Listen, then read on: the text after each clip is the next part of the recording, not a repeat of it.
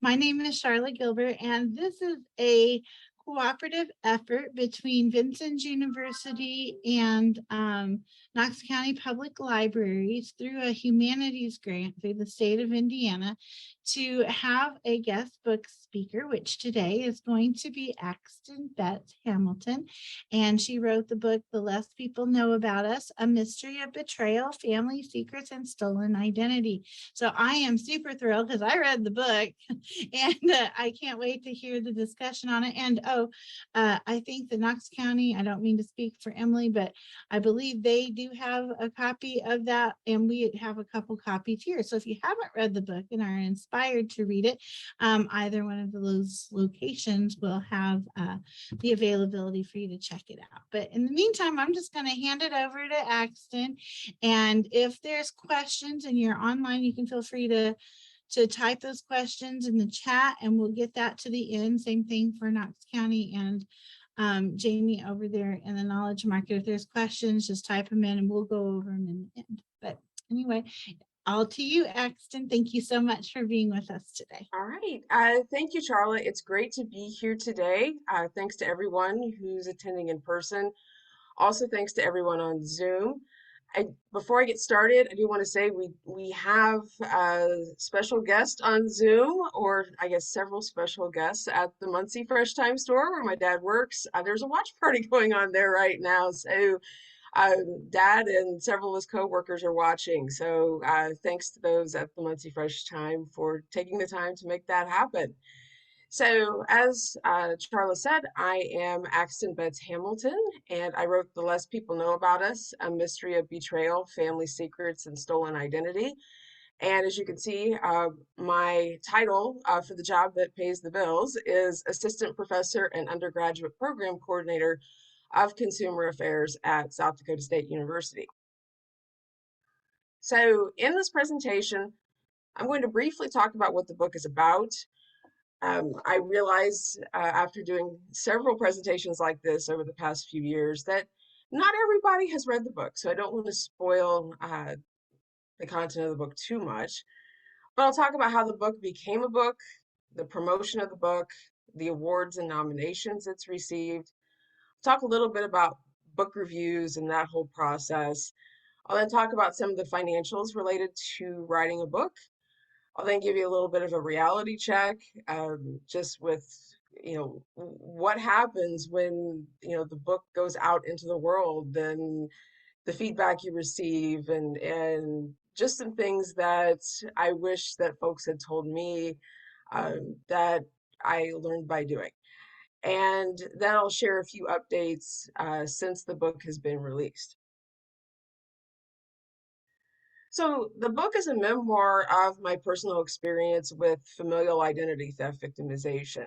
And without giving too much away, it does include how this experience shaped my career choices. So, at South Dakota State, my research focus is financial abuse within families. So, within that, I look at familial identity theft, which is when a family member steals the identity of one or more family members, and also financial exploitation of older adults by family members.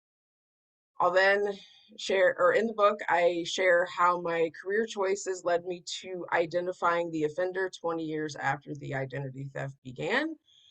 And the book covers everything that fell out from that. And I will say, from hearing feedback about the book for the past 3 years, most people say that part of the book is the most interesting. So that's part 3 of the book, and the pace really picks up there, and the pace of that section is really reflective of what life was like at that time, and just how quickly things were happening, and a lot of it not so pleasant, but I lay it all out there.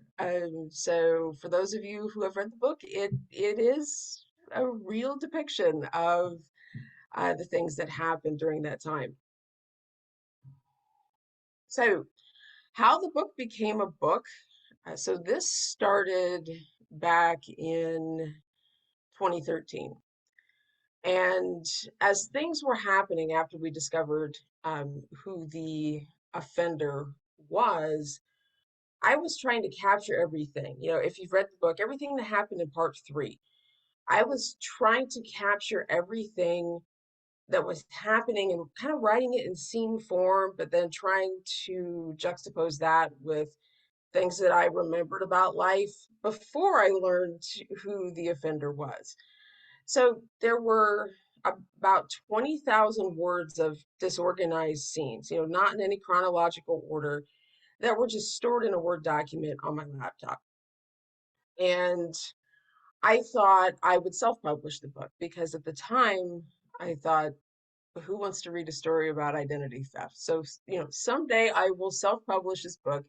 I even had a publisher picked out and thought when I have time to really turn this into a book, I'll just self-publish it because there's no way I'm going to get a traditional book contract. And in 2016, I was invited to be a guest on the podcast Criminal. And I didn't know a thing about that podcast. And, over the years, I've received lots of requests to do media interviews about identity theft and child identity theft. And, at the time I thought, okay, at the time I was a faculty member at a university in Illinois, and I thought, well, after I record the uh, interview, I could go shopping at Target afterwards. That it was that kind of thing. Like, oh, I guess I can make it convenient for myself because I thought no one is going to listen to this podcast. I thought maybe, like 5, 10 people would listen to it. I had no clue that the following for Criminal was international. And so the day after the Criminal podcast aired, I started receiving emails from all over the world. So, not just the United States, but as far away as Australia, people who had listened to the podcast were just amazed by it. If you're a Criminal follower, the episode that received so much attention is episode 51, Money Tree. And in that episode, I had a throwaway line that I said of, I've started writing a book about this. Again, referring to the 20,000 pages of disorganized scenes that were sitting on my laptop. And I had a literary agent reach out to me, and she expressed interest in representing me. And at the time, I thought it was a fraud because I had just I had just finished a podcast talking about identity theft, and I knew enough about the literary world to know that authors work to find agents. It doesn't work the other way around usually. And so I was very suspicious. But I did my due diligence and, uh, you know, searching for information about this agent and about the agency that she claimed to represent. And it was all legitimate. And I decided to see where it would go. And I agreed to have this agent who reached out to me represent me. She took my 20,000 or so words that I had on my laptop and had me work with a ghostwriter to structure what is known as an industry standard book proposal. And an industry standard book proposal is a document where you lay out the proposed outline of the book, you add a few chapters, which wasn't hard to do with the content that I'd already had written, and you write uh, paragraphs to depict the characters in the book. So just taking my 20,000 words and just repackaging it in a way that was more palatable to potential editors. And so my agent sent the book proposal to 25 editors at major publishing houses in New York City. 3 expressed serious interest, and because 3 expressed serious interest, my agent decided to have an auction for the rights to my book one day. So that was a very exciting day where I was receiving updates from my agent about what was happening and who was in the lead with the bids and just the interaction she was having with the different agents. So it was an all-day bidding war over the rights to my book. So really exciting, really, really interesting process. And then once we secured the book contract, and it's with Grand Central, of course, if you've read the book, and they're an imprint of Hachette. So if you haven't heard of Grand Central, you may have heard of Hachette. I worked with a ghostwriter to structure the book in terms of pacing, details, etc. And also, and my agent would gladly tell you this, um, ghostwriter helped me to not write like an academic writer. In my full-time life at South Dakota State, I write research articles, and there's a specific structure to that. And people picking up a book off the shelf don't want to read something that's very technical. And I have a tendency to write very technically. So the ghostwriter pushed me on that. So I wrote the book, but the ghostwriter that I worked with pushed me to change some things with regard to how I worded things. I could get pretty jargony because this is also my research area. She helped me with pacing the book. She questioned me on some details to try and elicit more details because some things I could remember very clearly, and then there were other details that I just kind of glossed over, just because I didn't remember them. And everybody has blind spots, with regard to things that they remember about their life, and writing this book was no exception. So the ghostwriter was invaluable in helping with that. Of course, my editor had influence as well, about things that she liked and didn't, and there was a negotiation process about what to include in the book, how to say things, how to structure things. So lots of back and forth. This book went through several revisions. But finally, the book was published in October of 2019. So I had a traditional publishing contract. Um, and so there are different ways that you can publish a book. Earlier, I mentioned self-publishing, where you work with a publisher, but as the author, you're financing the book. So you're financing the printing, the cover design, the marketing and promotion, everything that a traditional publisher would pay for. You're doing that. There's also hybrid publishers that you can work with that are kind of a blend of traditional publishing and self-publishing. But I ended up with a traditional publishing contract. And when you have a traditional publishing book contract, your publishing house will assign you a publicist. I was actually assigned two, one for social media and virtual promotion, and one for more on ground, in person types of promotion. Their job is to get the word out there about your book, but it's not just your book, it's about you and your story and your credentials and really exciting stuff. I had a really great publicist, and you'll see on the next slide some of the promotion that she was able to secure for me. The book launch week, my publicist and my agent and my editor, all three sat me down and said, you need to clear your calendar the week that the book comes out because you're going to be doing lots of promotion. They were trying to get me on the talk show circuit. They were trying to get me interviews with magazines and major newspapers. And that week I was home for 16 hours. I was in New York City. I was in Washington, D.C. I did a book signing in Farmland, Indiana. I was doing magazine interviews and um, newspaper interviews. It was just a whirlwind that week. So some of the promotion, and this is a small snippet of the promotion that's happened over the past 3 years. So the first big promotion I did was on the Dr. Oz show. They actually, funny story, somehow um, when they were initially interested in having me on the Dr. Oz show, it was before the book came out. It was about a year before. And my agent told me, let's hold off on that until the book comes out.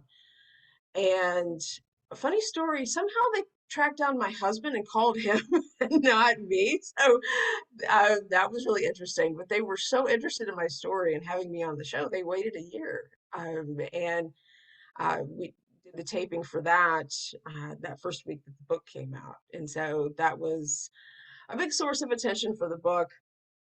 Also, the Mel Robbins show was on that, the Tamron Hall show, the Toronto Star, so I've received a lot of international attention as well. NPR, the New York Post, Elle Magazine. If you Google my name, you will find all sorts of news articles about me, about the book. You'll find all sorts of podcast interviews that I've done. So just a lot of promotion. And with promotion, it snowballs. So, I had instances where, a producer of a show saw me on the Dr. Oz show or the Mel Robbins show or Tamron Hall, or they read about me in another news article and then they wanted to do a story. And then, somebody else reads that and they want to do a story or have me do a book signing. And it's just snowballed over the years.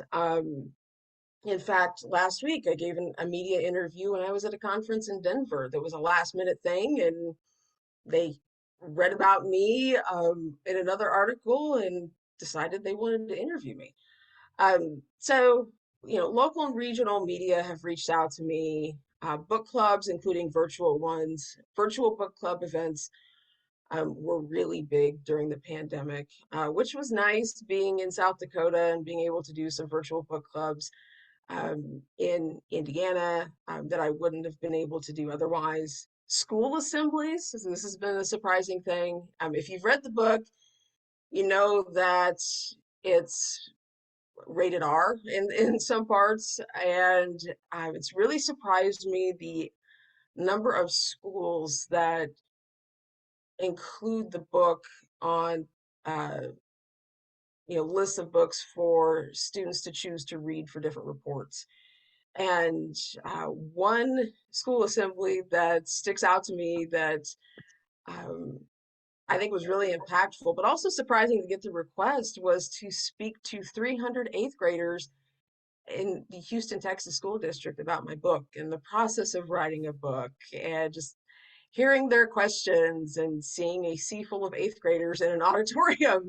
It was just really surprising. And one thing that I've learned that's shifted with teaching English in secondary schools relative to when I was in secondary school is that to get kids interested in reading and in English, they're pairing English content with true crime, because true crime is a very popular genre right now, and students are into that. They're into true crime. They're watching TV shows on true crime.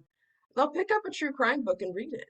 So some school districts are using my book to get students excited not only about true crime but about reading and English content. I've done a lot of webinars. So if you're familiar with cooperative extension, you may be familiar with that through Purdue University.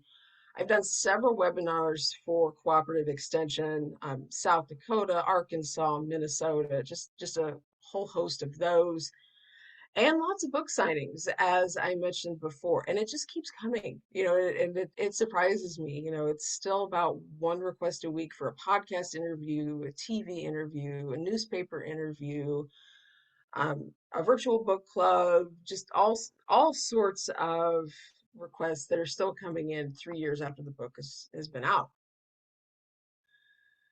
And then awards and nominations. If you're interested in writing a book, these have the benefit of promoting your book. And when I was nominated for the Edgar Award back in 2020 for Best Fact Crime, that didn't mean a lot to me. One, I didn't really know what the Edgar Award was. Two, in academia, being nominated for an award doesn't mean anything. You put that you're nominated for an award on your CV, or which is known as an academic resume, people think you're padding. So I'm like, okay, I'm nominated, big deal. And then my agent had to explain to me that nominations in the literary world are basically the same as awards. So that was exciting. And when I received the Edgar Award for Best Fact Crime, I convinced myself that I didn't get it. And the reason for that was the other three books that were nominated in my category that year were not memoirs. They were, really pure true crime stories depicting some, horrible true crime situation that had happened. So my book to me stuck out kind of like a sore thumb. And that year was the first year that the Edgar Awards banquet was held virtually because of COVID. So at the last minute, we had to cancel our plans to go to New York, and they announced the awards on Twitter. And I was so convinced that I was not going to win that I almost didn't log into Twitter that morning. And I thought, okay, let's just get this over with so I can get back to my daily life. Let's just get the disappointment over with. Hurry up, tell me I didn't win so I can go about my day. And I keep refreshing Twitter as they're announcing the different categories. And we finally get to Best Bad Crime. And I see the four books that were nominated. And I'm like, all right, next slide. We're going to find out who won. It's not me. And then the next slide comes up, and it's my book that I had won. And I really and truly thought, oh, that's a mistake. They'll correct that on the next slide. But they didn't. It went to the next category. And so I was a little slow in figuring out like I really did win the Edgar Award. So that was really exciting, really unexpected. Um, as you know, I was shortlisted for the nonfiction category for the Indiana Authors Awards. That's why I'm able to be here today. And I'm also a Wall Street Journal bestseller. So book reviews. Publicists at traditional publishing houses will work very hard to get your book reviewed. And what's interesting is that they don't really care that much if it's reviewed positively, because even if it's a bad review, it's still publicity. So I received a starred review from Publishers Weekly, and I'll tell you how naive I was. That was the first major review that my book received, and it was a good review. I read it, and I'm like, oh, this is nice, but it had 1 star by it. And stars and like Amazon.com rankings. I thought, oh, they gave me a 1 star review. What's wrong with it? And so I emailed my agent. My agent had to explain to me, no, 1 star is really, really good. It's a starred review. They give that to very few books. And so that was really exciting. Kirkus was a pretty lukewarm review. Booklist was a good review. Library Journal was a good review. NPR was a really good review. And the New York Times one was lukewarm. But, as I said, the more reviews you have that are out there, the more people who are reading those, and the more promotion that's out there about your book. And sometimes, when you have a bad review from one of these outlets, it drives people to your book because they want to see how bad it is. Now, I never had a bad review, but I did some searching online and found some folks who had, and it actually drove up their sales. So just really interesting stuff. It's all about getting the word out. I say here on the slide, reviews are opinions. Reviews will contradict one another. Publishers Weekly review and the Kirkus review, to me, in many respects, were contradictory. But it's one person's opinion. That one person read your book. Maybe they read it on a bad day. Maybe they read it on a good day. Who knows? But their opinions, they'll contradict one another. Take it with a grain of salt and just be happy with the publicity. So financials for anyone who's interested in writing a book. When you have a contract with a traditional publisher, you will receive an advance. And that's a sum of money that's given to you up front to support you in writing the book. My advance also helped support the work of the ghostwriter.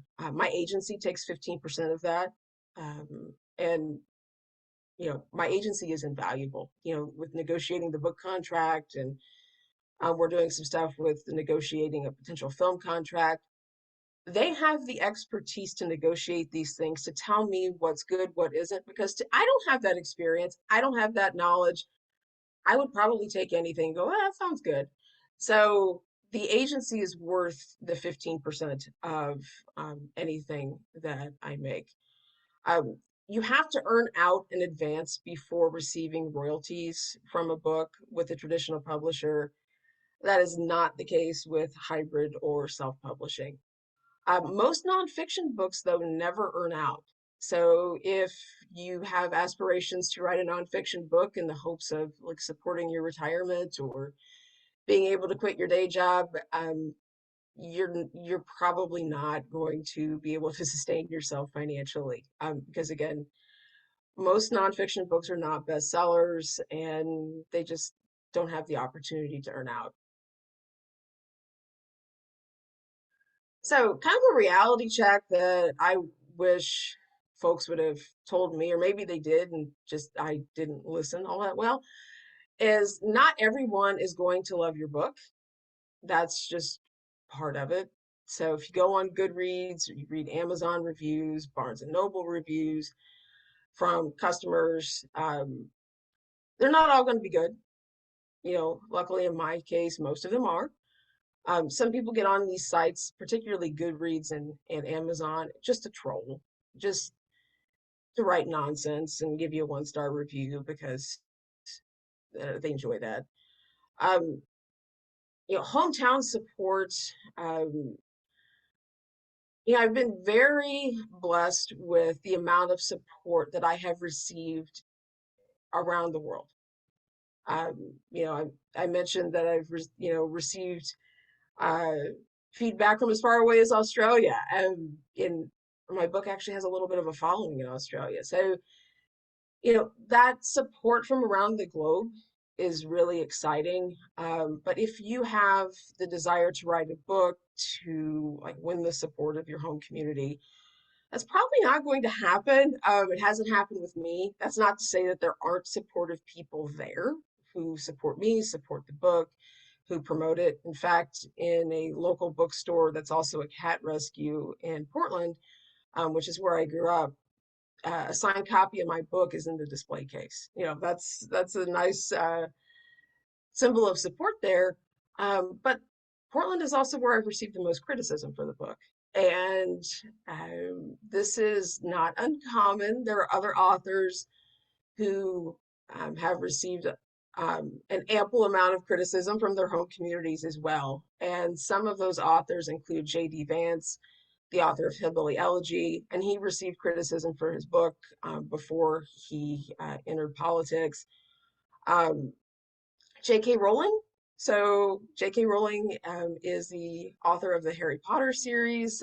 She's received a lot of criticism from her home community.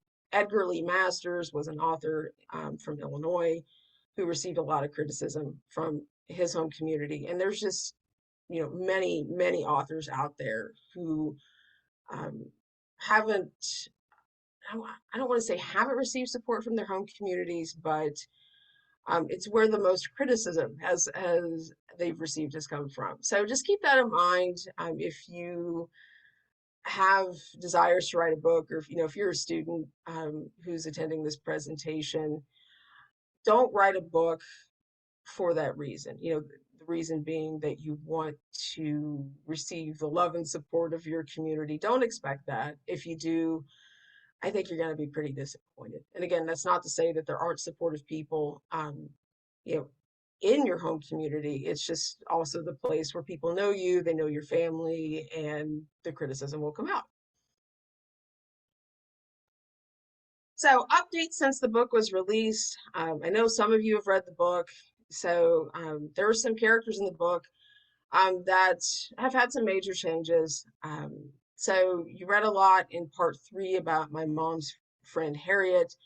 She passed away this year. My uncle Harold, who was mentioned in the book, he passed away this year as well.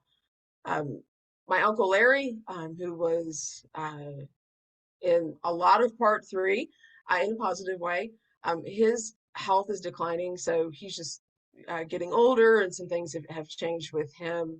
It's kind of unfortunate. And then Candace, who you read about in part 3, she chose to move on. So, there are lots of characters, particularly in that part 3 of the book, that there's been some major changes in the past 3 years, and of course, I think all of us have experienced a lot of changes in the last 3 years with COVID and other things. So yeah, just a lot. A lot is different now, but still a lot is positive. And with that, whenever I give one of these presentations, I always get the question, well, how's your dad doing? Well, here you go. And again, Dad is on this call. He's probably wishing I hadn't put this photo on here, but too bad. So this is a photo that was recently taken at a charity bike ride for an animal rescue organization. If you've read the book, in part 3, I talk about Dad getting a Harley Davidson motorcycle and just the significance of that. This is that motorcycle. So I think a picture's worth 1,000 words here. How's Dad doing? He's doing pretty good. So I would be remiss as a presenter on identity theft if I didn't include some research study recruitment information. So I am looking for research participants for a study on identity theft victims who had their identity stolen by a family member. So if you're interested in participating, the process involves a couple of interviews and sharing some key documents with me. You are welcome to reach out to me. My email is there, Axton Betz-Hamilton at sdstate.edu.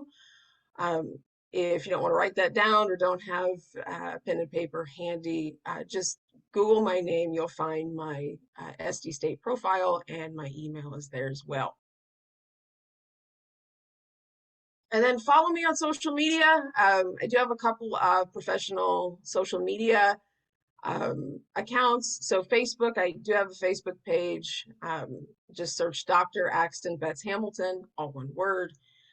And then my Twitter account is Axton7. So feel free to follow me there. Pick Facebook, Twitter, whichever one you like, or both. Follow me on both. And so that's all I have, and I'll go ahead and stop sharing and open the floor for questions.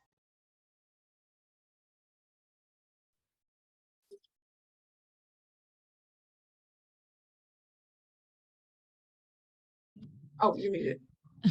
Yeah, I had muted myself so that you all didn't hear me when I was drinking. Non-alcoholic. I have read the book, and I don't want to spoil alert for those that haven't, but I'm sure that since the book club has read the book, that they probably have some detailed questions too.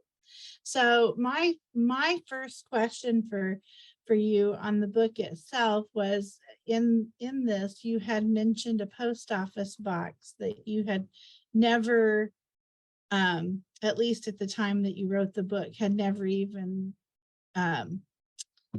went there to see what was going on with that particular post office and the mail that may or may not have went there. So I wondered, A, if that's changed, and B, why you really, I don't know that I could have possibly have not been curious enough not to just kind of go continually down the rabbit hole. So I was just kind of wondering about your experience and thought process for that, and whether you ever decided to go. Okay, so there were a lot of post office boxes that we discovered that Mom had. There was one in Portland, there was one in Albany, there was one in Geneva, there was one in Indianapolis, there was one in Muncie. That was actually a UPS store box. We found also some keys that we're not really sure what they went to. They may have gone to post office boxes that we didn't discover. I think because there was I think the one you're referring to is the one in Geneva. I just never made it up to Geneva. And part of that was, at the time, Dad and I were so overwhelmed with everything that was happening and all of the documents that we were finding, particularly in that UPS store mailbox, that at the time there was a focus on survival and taking care of some big issues that Mom left behind. And I honestly, I never made it up to Geneva, and I'm not 100% sure that there's actually even a box up there. I found that in like one of those been verified reports, those online background checks. and it showed that there was a post office box in Geneva. I never made it up there. It was kind of far down on the list relative to some other things that were going on.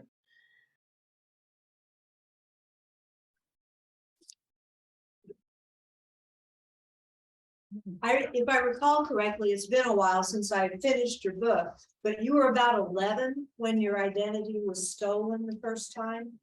Yes. Yeah, And- I was 11 and found out who the offender was when I was 31. Okay. Do you know what was done with your identity as an 11-year-old?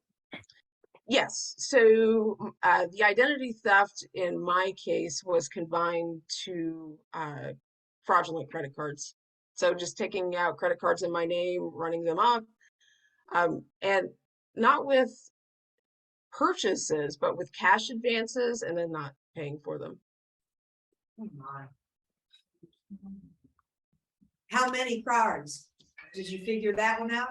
How many cards? The ones that were on my credit report by the time I was 19. So that's the first time I saw my credit report. Some of the accounts would have aged off because negative account information will drop off your credit report after 7 years. So this started when I was 11 and I didn't discover it until I was 19. So there was an 8-year window there. There were possibly a few cards that just aged off in my credit report, but there were 4. But those 4 were then sold to collection agencies, which were then sold to collection agencies, which were then sold to collection agencies. So there were a lot of negative accounts on my credit report, but if you link them all back, all the different collection agency entries, they were tied to those 4 credit cards. Wow.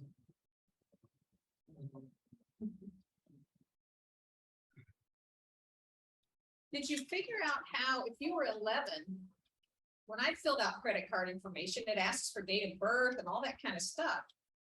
And gosh, did she put down, did they know you were 11 and they just automatically issued them, or? So back in the 90s, and even in the, the 2000s, there wasn't a lot of age verification done on credit card applications. So really, if the name and social security number matched, then the card was issued. And mom working in the financial services industry would have known that.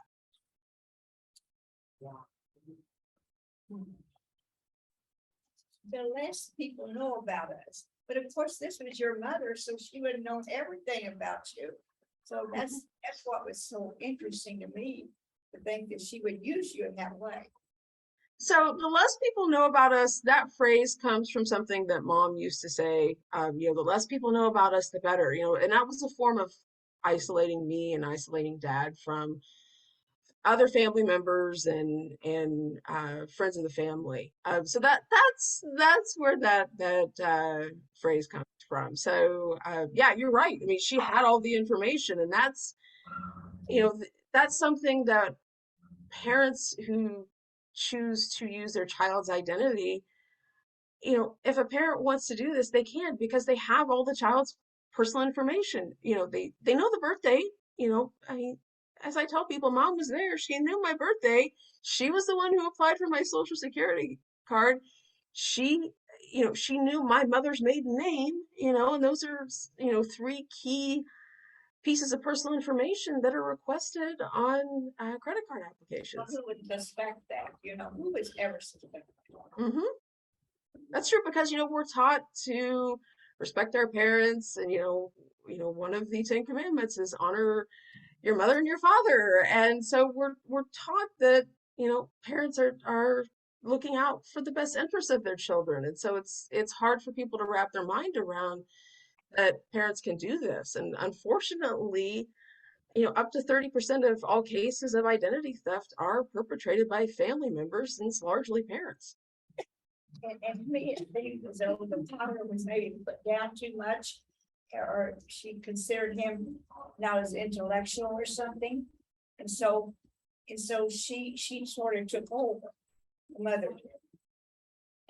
Correct. So the audio chopped out there a little bit, but Pardon? Do you want to come a little closer and Talk a little louder. Oh, okay. Yeah. I said it seemed like she downplayed on your father so much that like it wasn't quite as intelligent as she was. And so she sort of took over. So, okay, so I'll speak to that. As you know, as a child growing up in my parents' house, mom was the financial guru in the family. So she had a bachelor's degree in finance. She worked in the financial services industry for most of her career. And dad didn't attend college. So dad's a very intelligent guy, very, very, very intelligent about horticulture and produce and raising animals. By the way, he's on here. But when it came to finances in the family, it's, the role was she was the one who went to school for finances. So she's the one who handles that. And he trusted her with that because, again, we're taught in society to trust your spouse and honor your spouse and support your spouse. And so, the same kind of thing with, we trust parents to take care of their children and not exploit them. Well, yeah, we expect that from our spouse as well. We're conditioned to think that. So when you and your dad started finding these documents, how long did it take you to really convince yourselves that what you thought you were looking at was really what it was? Because you did trust your mother. Of course you trusted your mother. But when you first started finding it, was it really, that would be tough to really actually come to that conclusion. Absolutely. So for me, so it's a really great question. I think the experience was a little bit different for me than it was my dad, because I had just finished my doctoral dissertation on child identity theft. So I was steeped in the research and learning what, other parents have done to their children in these situations. And when dad called me and told me about the credit card statement that was in the file folder along with my birth certificate, which I knew wasn't the original because I had the original, I knew then. I knew. But again, I'd been reading about identity theft and I just did a dissertation on child identity theft. It took dad longer. And by the time, so when he called me about that credit card statement and birth certificate in the same file, that was on February 25th of 2013.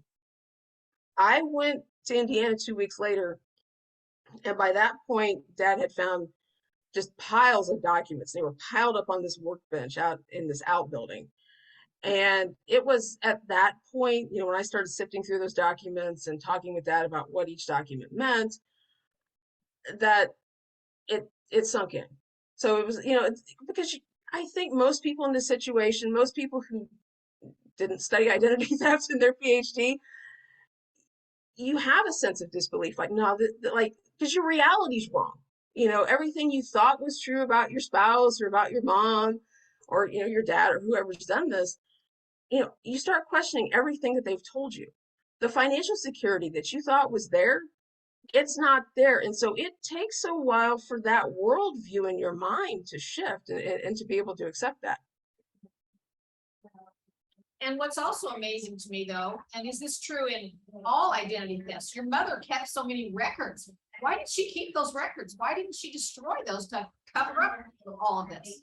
So I think a lot of them were destroyed. I remember being home from college and in that same outbuilding where dad found the credit card statement and my birth certificate in the same file folder, there were a lot of boxes that she brought home from her office when she worked at Edward Jones that were just like kind of sitting there in the doorway.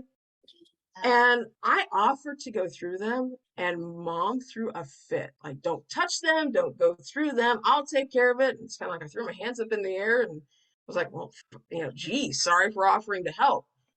She burned those boxes. I think there were more documents in there. I think the reason that mom didn't destroy all the documents is because she had gotten away with it for so long.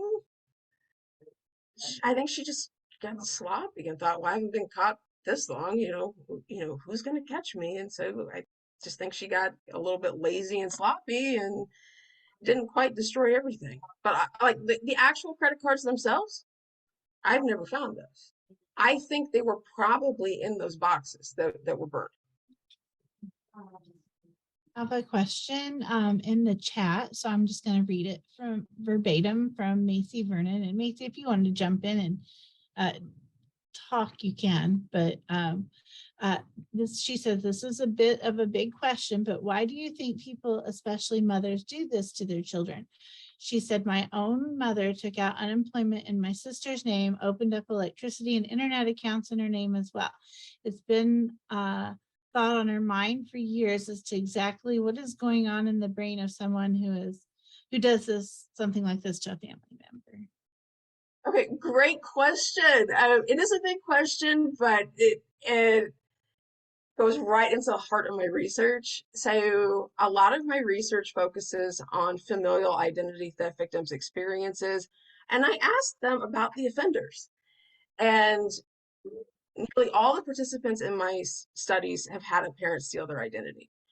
And what's interesting that comes up again and again and again is the mental health of that parent. And some of the descriptions that participants have shared with me of their parents, there are a lot of behavioral indicators of different personality disorders. And in fact, some offenders have even been evaluated by a mental health professional and have had a diagnosis of antisocial personality disorder or narcissistic personality disorder. So really fascinating stuff that they're actually getting evaluated, but it's not changing the outcome of the behavior with the identity theft and other behaviors that they're engaging in. So I think, in many cases, it's a mental health issue. In some cases, it is a survival issue where maybe the parent has fallen on hard times financially and they use their children's identity to, maybe keep the electricity on or, keep the cable TV on, whatever the case may be, with the intention that they'll correct that later, except later tends to never come. But by and large, my research shows that it's a mental health issue among offenders. And again, that the specifics of that mental health issue can vary among offenders, but really mental health, I think, is at the center of it.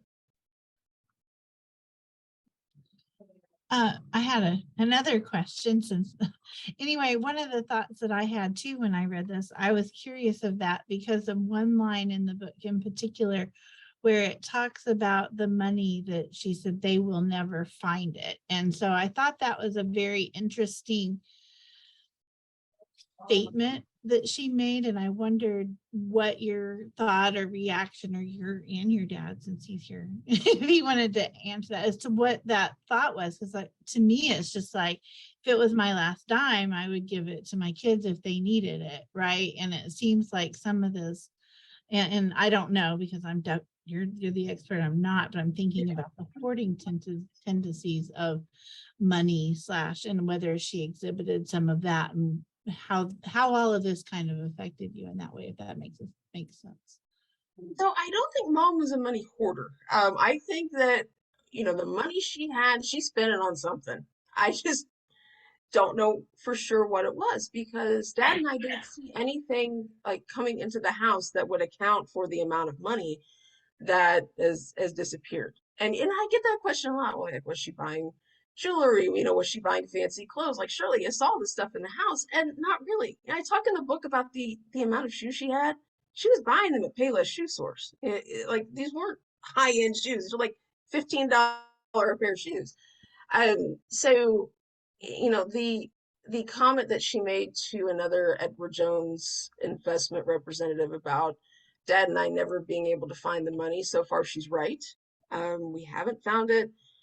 I think that if there was assets purchased using that money, that she has set up a fraudulent business, and I don't know the business name, and the assets are owned by that business, because I have searched property records in Logan County, Ohio, where she said on Facebook she had property And I've searched using her name, I've searched using dad's name, I've searched using my name, I've searched using my grandfather's name, and there's nothing that shows up in the Logan County property records. But mom helped people set up businesses back in the 80s. So she would know how to do that. And that would be a way to hide assets as if a business owned them versus an individual. So far she's right. The researcher in me says challenge accepted. I believe someday it will be revealed what happened to that money.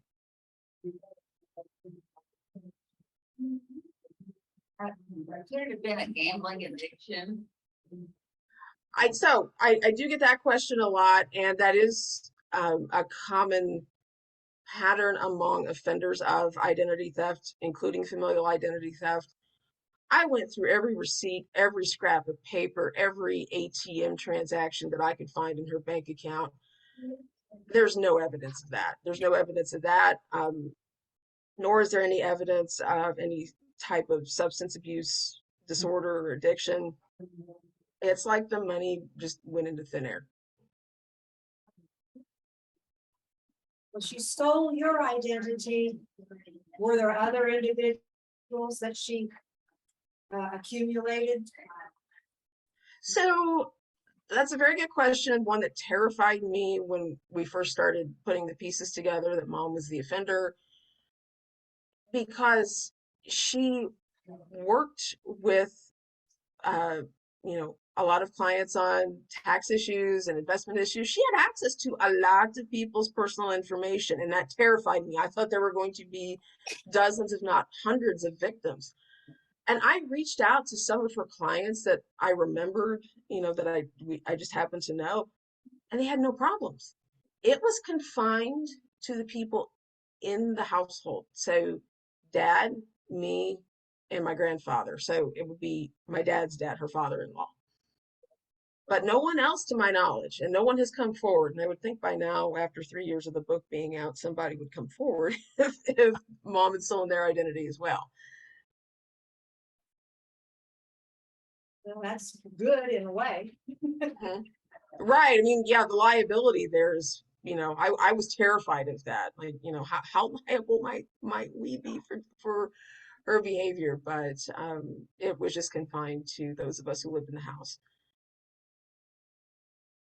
So when this happens to an individual, identity theft and all of these credit card bills and things like that, and you help families with this, right? I'm assuming people reach out to you. So Yes. when they're like, your mother died, and were you guys really stuck with all of that? Was it really up to you, or is there some form of relief that you could get? Because gosh, that's a lot of money. It is.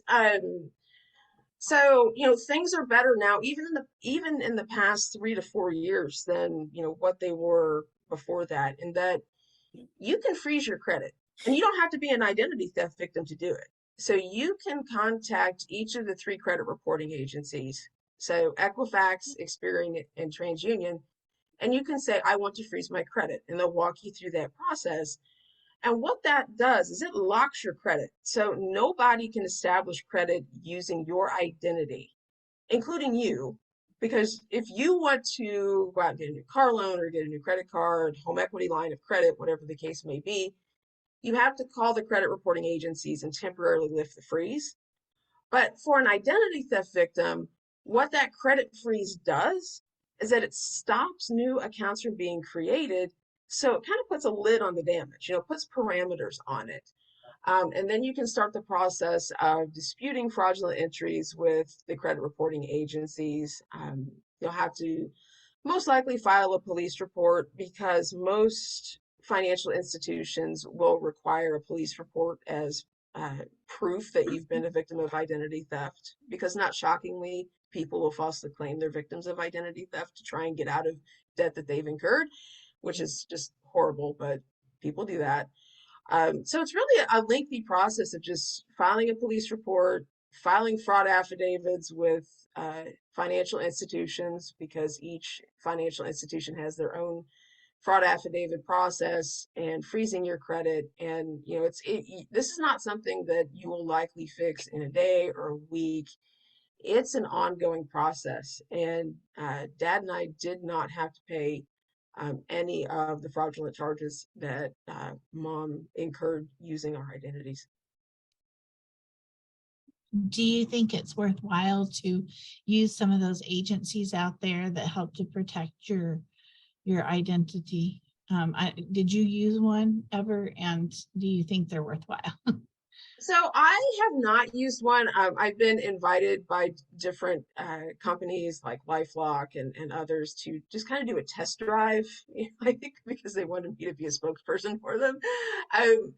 What I would say about these identity theft protection services companies is that read the fine print and make sure that they are proactive about monitoring your identity and not reactive. Because the lesser expensive options out there, they're reactive. They'll help you in recovering your identity after an identity theft, but they're not really doing a whole lot to stop it. Some of the more recent companies that offer services out there, they are more proactive in that they're scanning, different websites to make sure that your social security number isn't out there being sold for, like 50 cents or $1 to thieves. And, those are websites that you, as the average person, don't want to go to. So just, I would say, read the fine print, make sure that the services they're providing are proactive and not just reactive. Because if they're reactive, a lot of the work that identity theft protection service would be providing you could do yourself. But she also was using the money that your father gave her for utility bills. So I would think that would raise a question there, So what Mom was very good at, and I remember this almost up until the day she died, and I have the door hanger at home to prove it, is that she would always say that, oh, it's a mistake. Some clerk made a mistake and applied the payment to the wrong account. I'll take care of it. I remember that. It was always, Dad would offer to take care of it, and mom would never let him do that. But she always was very good about spinning a story that seemed at least somewhat plausible and very believable about why different bills weren't paid, like the electric bill, and that this happened a month before she passed away, where they were threatening to shut off service and left a door hanger on the door. And even with having received cancer treatments for 5 months at that point, it was still, oh, it's a mistake, I'll take care of it. And it wasn't a mistake. I could demonstrate that through the bank accounts that I had access to of hers. But she also lived off of your father's good name, it seemed. Yep. Yeah. So my dad, and again, he's on here. My dad's a good guy. He had good relationships with farmers. So he's a hobby farmer. He had good relationships in the area with farmers, with customers. At the grocery stores where he's worked at, and people like my dad. They still do. And yeah, so she exploited that good reputation, for her own gain. Absolutely. She kept saying to you, it's not personal. When an Yes. incident would arise, she'd say, it's not personal. In fact, she was the first person I called when I was 19 after I found out my identity had been stolen. And that was one of the first things she said to me. They said, it's not personal. Identity thieves will use your good name and your credit for what they can, and they destroy it and they move on to someone else. There wasn't a lot of empathy or anger there. Now, the next person I called was Dad. And as I said in the book, his reaction could have broken the receiver.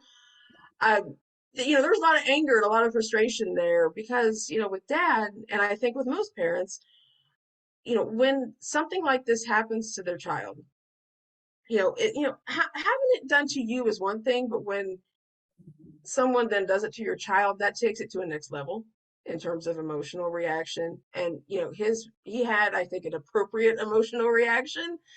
Mom had no emotional reaction, just very, very factual and almost clinical about it.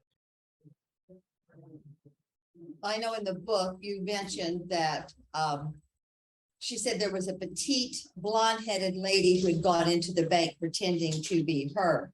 Do you think that was just a person she invented, or was there really someone that just fit that description that she kind of, oh, well, that's somebody I can just say? Her friend, she had a friend at that time who fit that description. Okay, I've talked to that friend, and I truly believe that that never happened. She just invented that, and her friend, she invented a description to match someone that Dad and I knew, and her friend would not have done that. that kind of threw me for a minute when I was reading that and thought, well, she's describing a person here. Now that means that she's got somebody in mind, or there is, she's trying to cast curiosity on someone else. And That's what it was. Yeah, and at the time, Dad and I believed that just because of some other stories that Mom was spinning about her friend at the time. But after Mom passed away and I started going back to all of these friends and asking questions, I know that that friend did not do that. Okay. Was the farmer real? The farmer was very real. Yes. He was real. Okay. Yeah. Well, and I tell you how I know that for sure, because I wasn't sure, because there were so many things that Mom had said in Facebook and then to other people that weren't accurate. And I talked to one of my mom's friends who knew about the farmer, and I asked her, I said, can you just ask the farmer, because she saw him at a local restaurant. I said, can you just ask him, like, and if it's just a story, it's a story, and it wouldn't surprise me if it was. And God bless Mom's friend. She's very direct, and she followed the farmer out into the restaurant parking lot and point blank asked him, and he admitted that there was a relationship there. Okay. And he had no idea that Mom was married. So that 2-carat zircon ring she bought and had in the dresser drawer was all just her. Absolutely. Dad found the receipt for that ring, and here's the really kind of like slimy thing that kind of makes my skin crawl. When she was in the hospital and I decided to get married, I wanted to wear her wedding ring. And she told me the exact drawer in her armoire where I could find it. Couldn't find it. But I found this other ring that looked like a wedding ring. It was like 2 pieces, and it fit together. And I'm like, oh, even it didn't fit me. It was too big for me. I'm like, I'll wear that. That'll just be the stand, and I'll find Mom's wedding ring later. That ring, that the receipt and all that I talk about in the book, that was the one I wore during my wedding. So it's kind of makes my skin crawl a little when I think about it. I wore that icky, like that ring had like an icky purpose behind it, and I thought it was genuine, and I didn't know at the time, but it's ugh. Yeah. And I never found Mom's wedding ring. We went through the entire house. We think it was pawned because we found pawn shop receipts for other things. We have another question in the chat. So also from Macy, she said this is another tough question, and you probably mentioned it in your book, which she hasn't read, but she plans to remedy that. Hey, Macy, we have this at the library, so you can come check it out. But do you forgive her? And she said, I noticed that you still call her Mom. Is that for simplicity's sake in explaining your story, or do you still view her as a mother figure? So that's a weird question. This is one that my agent would say I'm not digging into the emotions enough. But I mean, she was my mother. She gave birth to me. I knew her for 31 years. Have I forgiven her?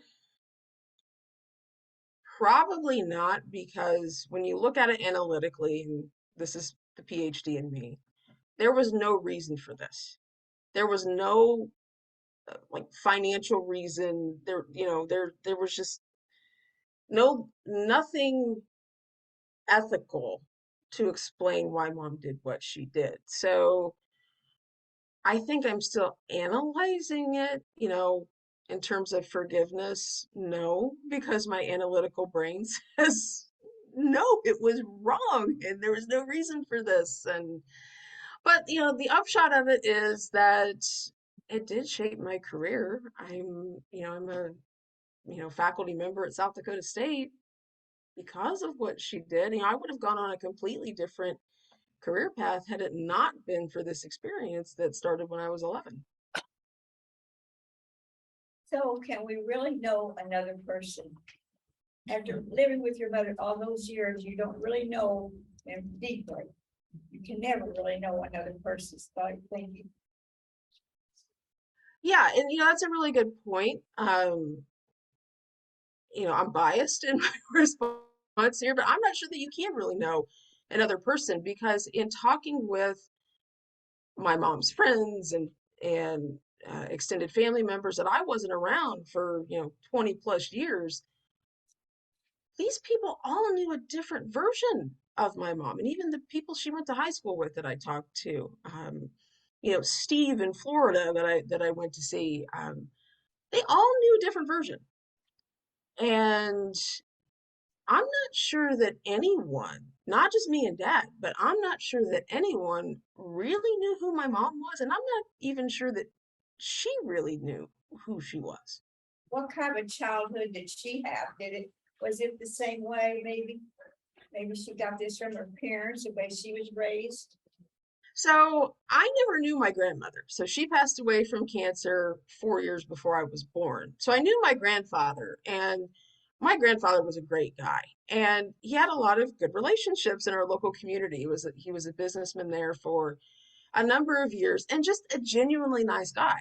And I did a book signing in Portland, which is where I'm from, a couple of years ago, and there were hundreds of people there. And when people would go through the line to meet with me and have their book signed, a lot of people would tell me things that they remembered about my grandfather, and everything about my grandfather, it was positive, not a negative word spoken about him. Just that he was a genuinely nice guy, that he would speak to everyone. They never made anybody feel less than.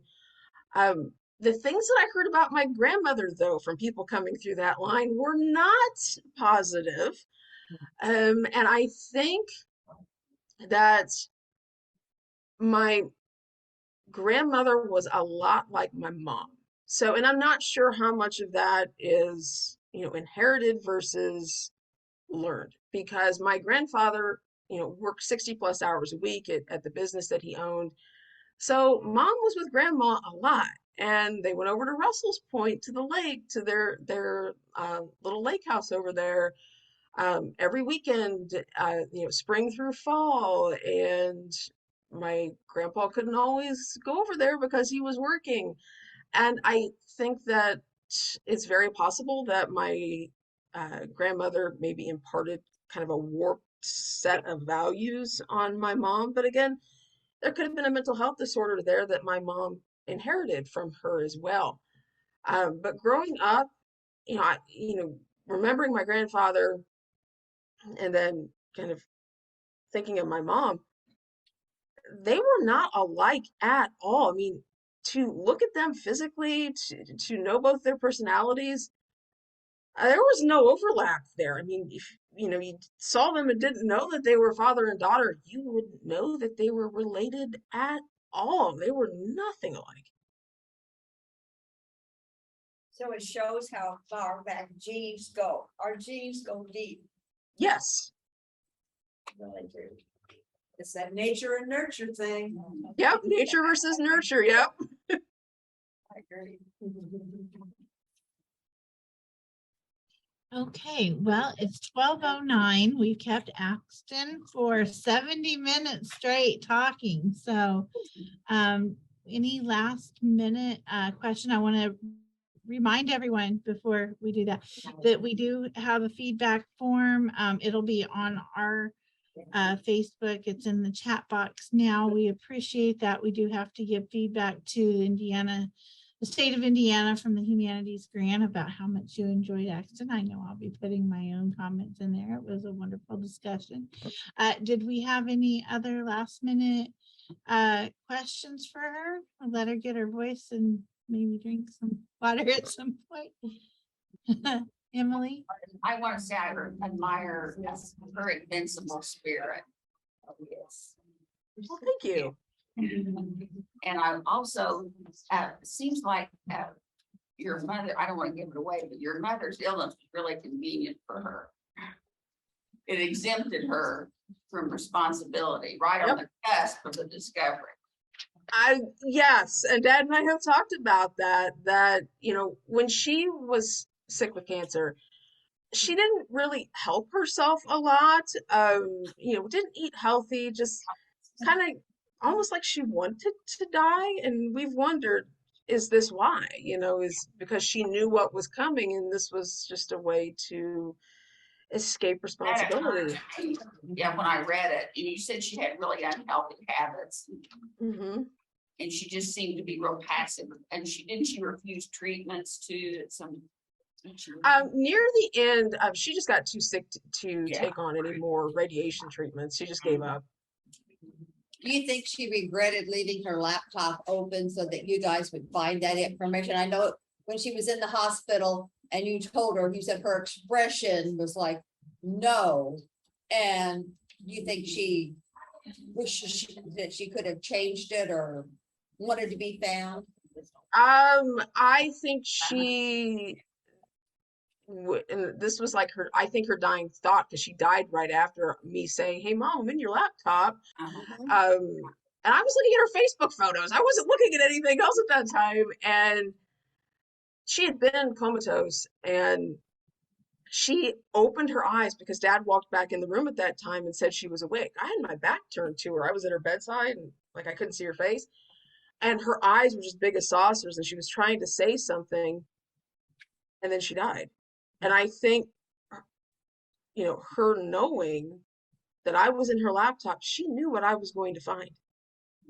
Just that it might take me a little bit to find it, but that I was going to pull down the dirty curtain, so to speak. And I mean, she knew I was going to be in her laptop, and she couldn't speak, and then she died. I mean, I think the knowledge of that, honestly, her death certificate says primary cause of death was cardiac arrest.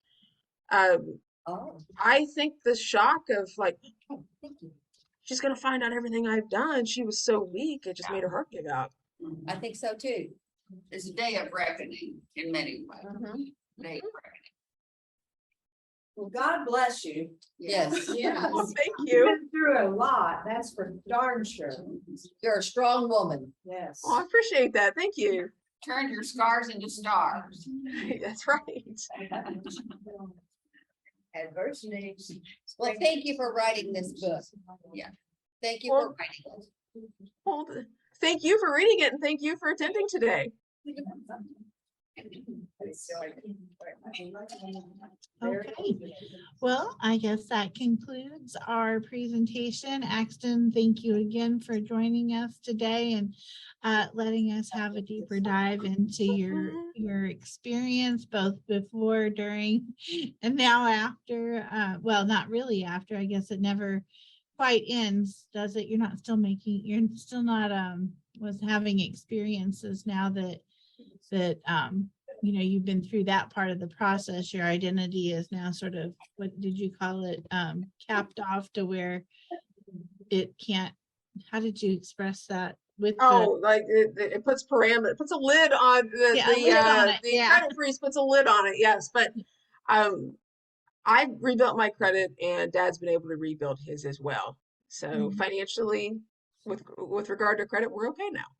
Okay, well, I'm glad that at least that part, but I'm sure that there's still a lot of healing, you know, to happen. I know you don't necessarily want to talk or delve deep into the emotional part of it, but my heart went out to you when I read the book. I was like,